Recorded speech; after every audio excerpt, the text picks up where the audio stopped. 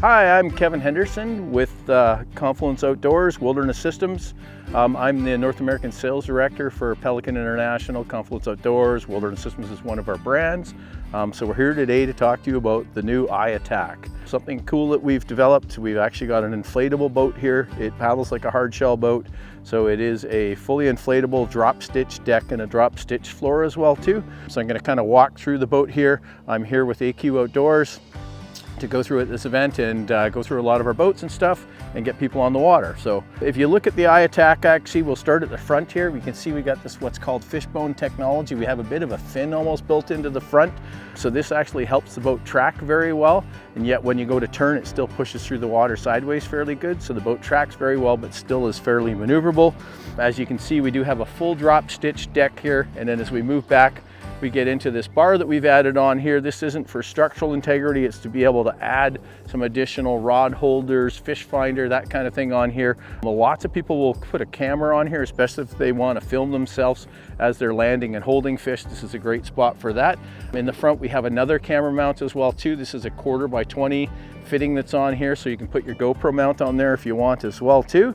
And then we get back and we look into the cockpit area of the boat here. We actually have a measuring tape on the bottom of a boat. We do have foot braces on here adjusted as well too. We actually have a Scotty rod mount on here, so it's for the base to go on here. You're going to be careful and make sure it limits the length of the screw that goes into here, and make sure you don't put too long of a screw to poke a hole in here. But you put the base on there, you can add all kinds of accessories and everything.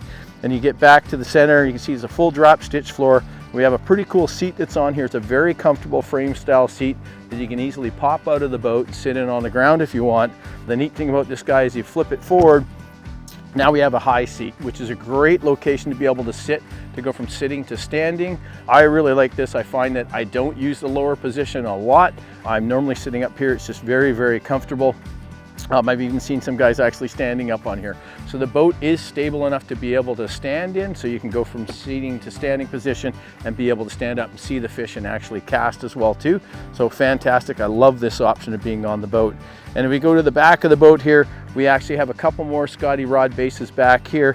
We have some attachment points to be able to put your crate and stuff in the back.